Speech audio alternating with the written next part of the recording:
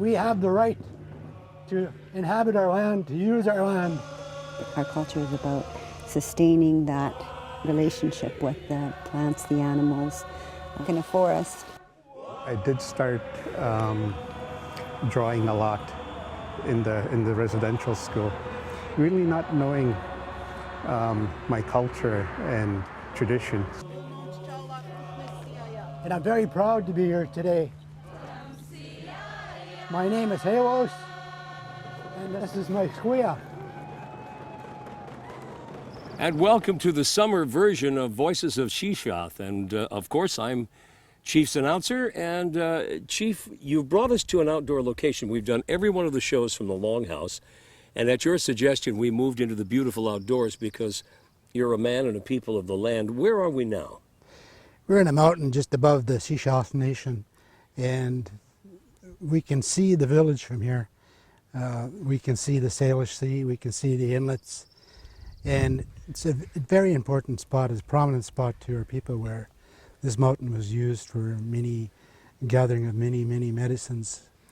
And later on, the young people use it for picking berries and various other things. So the whole mountain, the land is still being utilized by our people. That's a beautiful spot.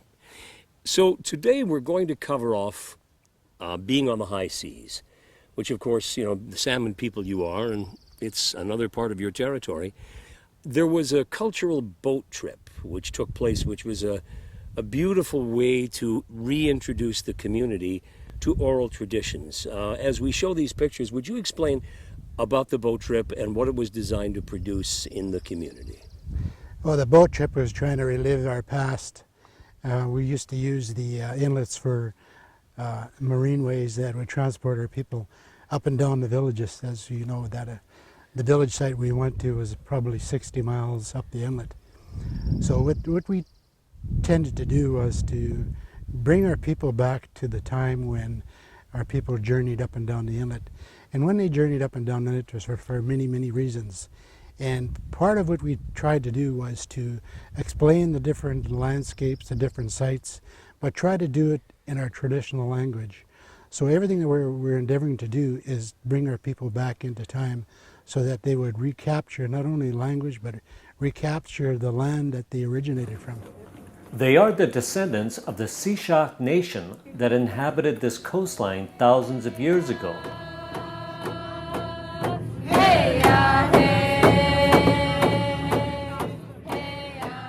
They are on a spiritual and cultural journey. This inlet was home to over 100,000 people. Smallpox and residential schools ripped apart their society and culture. The children of this generation are on a voyage of discovery to see firsthand the land of their ancestors. You know, when I went to the residential school, I thought my disconnection was from all the damage that I received in the residential school, but I now know that it was the loss of my language and my culture. It's very important to our leadership and our elders to teach the history and the language to our younger generations, so the children of the Sechelt Nation know where they're from. So we're reconnecting with not only our land, our language, but all the villages, all the resources in our territory that sustained our people for thousands of years. It means a lot for me being young and never having to really come up here before. When I look at these areas, I imagine what our people would have been like over here. Our longhouses, our families, our canoes. Can I get a little emotional? During the spring season, the elderly ladies used to climb the mountains to gather the mountain goat fur, because the mountain goat fur was shedding. So they'd go out and gather amongst the bushes and gather up all the mountain fur, and that's how they made their clothing. Up and down in our territory there's markings. We call them markings that indicate various components of our land. Sometimes they mark out where the best fishing hole is. Sometimes they mark out a place where our people could hide their canoe. And the markings were also to indicate the territory of the different families. sometimes different families traveled up and down here. There was families that were medicine men. There were families that were boat builders. There were families who were great hunters. And when you talk about hunters, there were families that hunted grizzly bear. There were families who hunted mountain goats. And that's all they did. So each family had a specific thing to do. So all these markings will indicate all of that. So all these people on this boat now are all part of those different families. And that's one of the experiences that we're sharing with them, especially the young kids that they get to know now that this is where their ancestors came from. This is their land. This is how they survived. Did you get a chance to see the rock paintings? I don't see anything. See that beige strip up there? Okay, what you need to do is look for the red paint. And there's figurines up there. They kind of look like bird people. They're about 50 feet up. We are now leaving Squaquiyam and we're proceeding up Lechoming, Jervis Inlet, and we are actually heading towards a really significant site. It's kind of a fun story that I'd like to share with you. As we head around the bend here, we're going to make our way towards McMurray Bay. And McMurray Bay was actually one of the village sites of the Sechelt people. There is a fun story that has been told to our generations, and the story is referred to as the Great Runner. And this young man who was in love with a young woman from the Hotham Sound, he used to literally, at night, travel over the mountain range, and there's many lakes up amongst the mountain range, and he would travel right into the Hotham Sound to see his girlfriend in the evening. So he's referred to as the Great Runner. It's a priority of the Sechelt people to teach and educate about our own history and culture, and in general we find that our youth are very interested in their history and their culture, and they want to learn more about the stories and the language. My favorite part was getting to come up here on the boat and getting to see all the elders and everything here. I also got to see some paintings on the rock, and we saw some salmon jumping and seals and mountain goats. It's really fun to get to know where our ancestors lived and to get to see what they lived in so that we don't forget. We are up here today because we need to teach our young people the language, and we have faced some challenges with population decline as well as the residential schools. So it is a focused interest to teach the younger generation, and to do that we require the resources, the time and the effort. It has to be a priority for our people. These children need to learn where we come from. I grew up in Deserted Bay as a child. I used to swim in the rivers and on baths, and my family were loggers and fishermen, and we lived up in Deserted Bay until we were called to the residential school. We used to pick a lot of berries here. We used to make our own fruit roll-ups. It was really good when I was a little girl here. I want to see some cabins go back up here so we can bring the children back here to learn how to live off the land. And our children need to know how to hunt, to fish, all their rights, to log, clam dig, oyster hunt, it's all here. They could live off this land. They could hunt with arrows. It's such a beautiful place that anybody can survive here. And that's how we survive. It may take 10 years, 20 years, 30 years, but in the next 100 years our people are going to be back in here. And all these young ones that are experiencing the trip here today, many of them will be returning back to their traditional villages. And they'll be returning in a way that our forefathers wanted them to sustain themselves off the land. And that's the work that we're doing now. We're building values, we're building projects that would support those people back into their old villages. And that's part of the plan. That's my vision.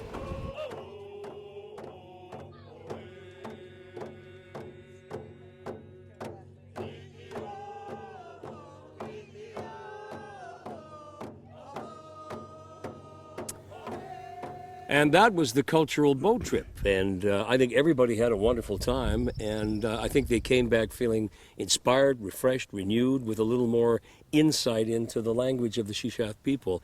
And will you do it again sometime?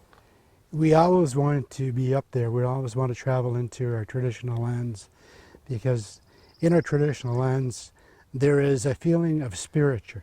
The spirit of our people and our ancestors still live there. So of course we want to be there all the time. When we come back, we're going to take a different kind of boat trip.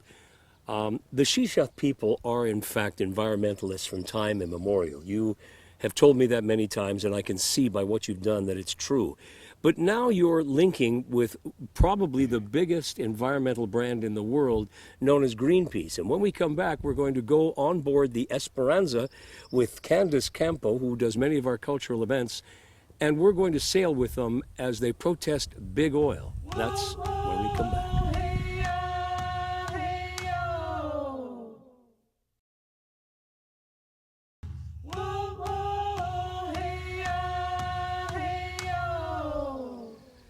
And we're back, Chief. Here we are on this beautiful mountain. The name of the mountain again is? Sechelt. Sechelt. And we would be up maybe 5,000 feet? Approximately, yeah. We're high above the Sechelt village for sure. And those little islands that you will have a look at are Trail Islands 1, 2, and 3. That's right, yeah. And those are important islands because in the old days a lot of our people were buried there. Very important. I know you have a worldview, Chief, and I know that you're not only a steward for these lands which your people lived on, but also for the condition of the world. And to that end, you've extended and been very warmly received by Greenpeace, and you sent an emissary, Candace Campo, on the Esperanza, which left from the docks in North Vancouver, went all the way up to Haida Gwaii, and drew worldwide attention to what Royal Dutch Shell is doing by drilling under the Arctic. And I know that with that, it really extends your environmental stewardship onto an international level. And does that please you? Yes, for sure. One of the main concerns that we have, even though we try to protect and sustain the resources within our territory, we know that because we're a salmon people, the salmon travel into the northern waters. And anything that contaminates those salmon while they're in the north rebuilding themselves is a great concern for not only our people, but many people on the coast who depend on that run of salmon. Greenpeace offered 10 seats to First Nations, and we received one of them, and Candace took that trip. Let's join her on board the Greenpeace Esperanza.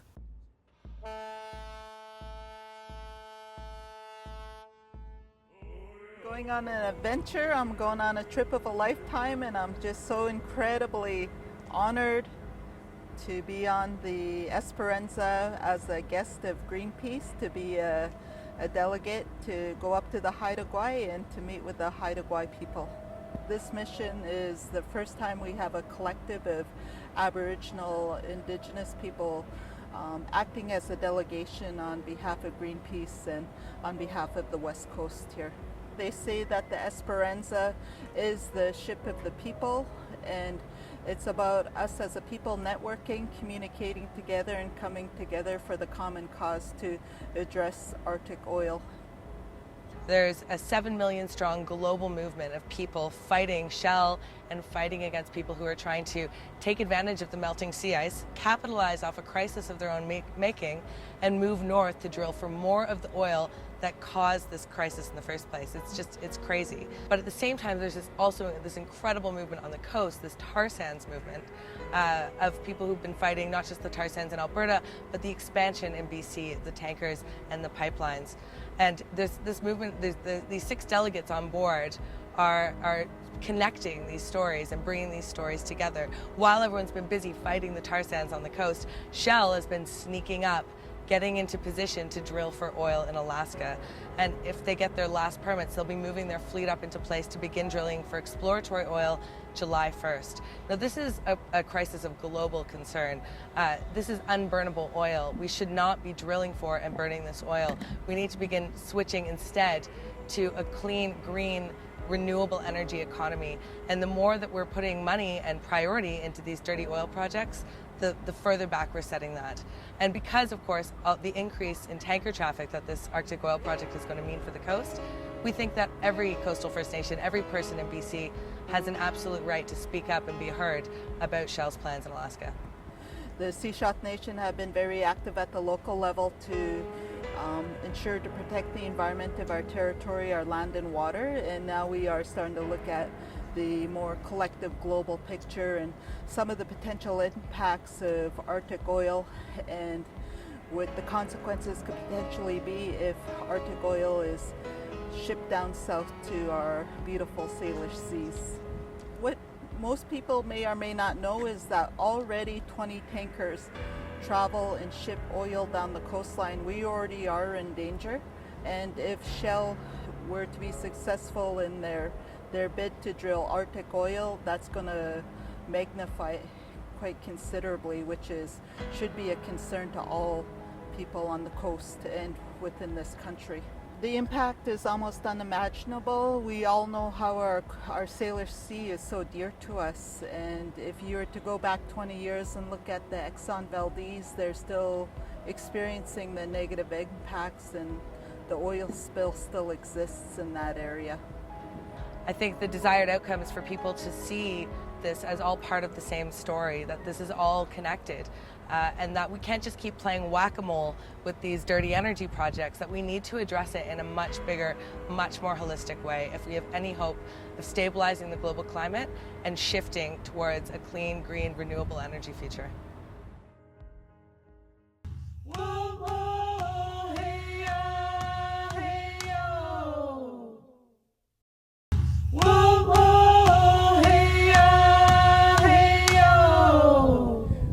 Welcome back. We're on a boat trip on this particular summer show. With Chief and I, we did the cultural boat trip, which took people on an oral tradition cruise. It was a wonderful classroom on the ocean. We then went on the Esperanza with Candace Campo to do a protest and to make our names known in support of those who are against big oil drilling under the Arctic. And then in a surprise move, we got a call to say, how would you like a date with Jane Fonda? And of course, what did we say, Chief? Well, of course. So Jane Fonda drew together quite an audience at Jericho Beach, and all the major media were there, as were we. And for a woman who is 77 years of age and has been a protest and activist all her life, she galvanized the group into the importance. And you know, really, you're just a kid compared to her. She's very much a beautiful woman from the light inside her. Yeah, and for sure. And you share some things with Jane, and I'd like you to share them with us, things that you both believe in. Well, Jane, of course, is a worldwide, internationally known advocate for protecting the environment, speaking on behalf of the environment.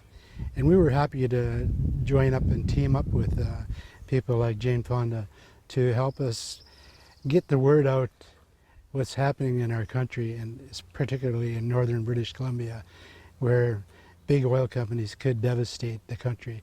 And we're very happy that we were able to team up with Jane, and we're happy that she shared our views, and she has much respect for us as we have respect for her. And this is the interview that was done with Jane Fonda, and I think you'll find her answers are in keeping with what Chief says about her worldview. They're very, very similar. Here's Jane.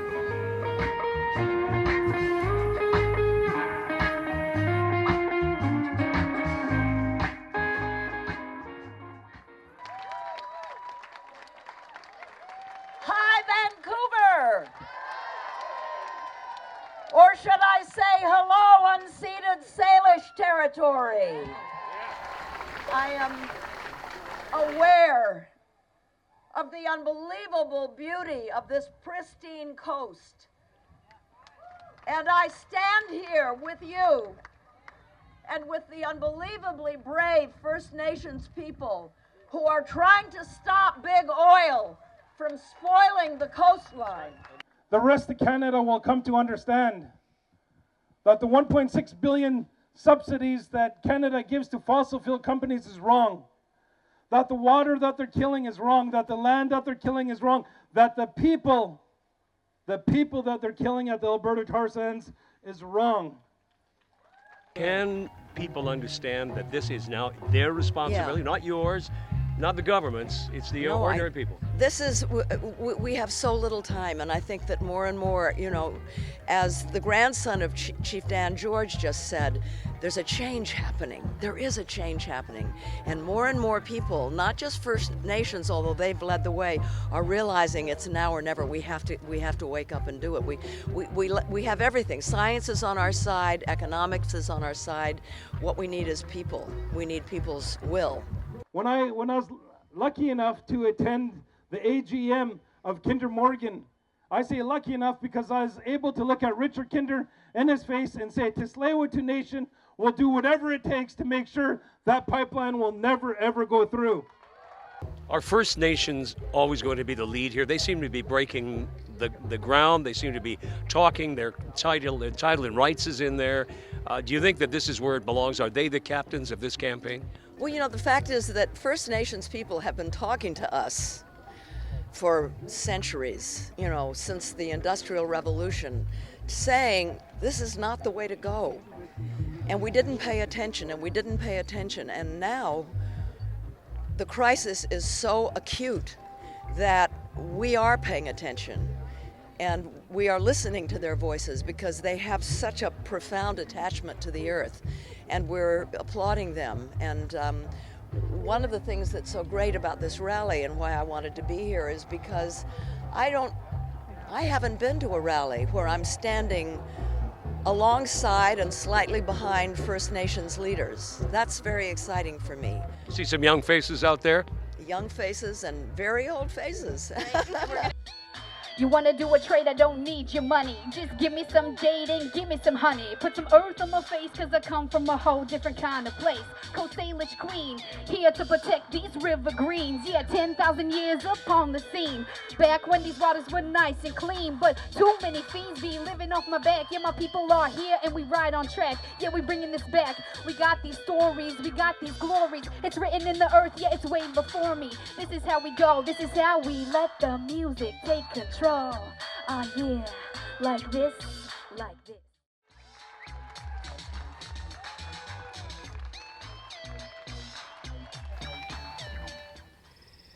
And that was Jane Fonda on behalf of Greenpeace. I might add that Jane has a remarkable history. She actually went to jail on behalf of First Nations in Washington State who were trying to keep forestry from, they were going to devastate some land that was their sacred territory, Chief, and she went to jail. She also went to Hanoi, and Hanoi was the capital of the Vietnam that the U.S. was fighting against, and she was excoriated, yet she still won 2 Academy Awards and a whole handful of Globes. And the last thing I saw of her was on Golden Pond, which was the last show that her father did, and along with Katharine Hepburn. And she says she's going to do a tour. She's going to get all her famous friends together and do a tour. And her last question was, of course, what instrument do you play? I play the drum, but that'd be exciting if Jane Fonda and I went to jail together. Well, I think somebody's got to go to jail on these issues. Somebody's got to stand up for the world.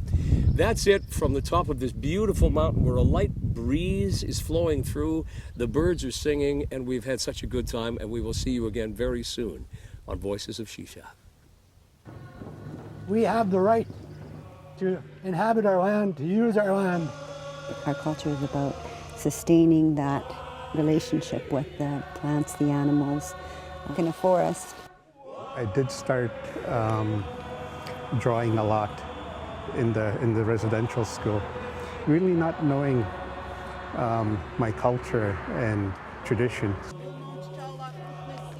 And I'm very proud to be here today. My name is Halos, and this is my squia.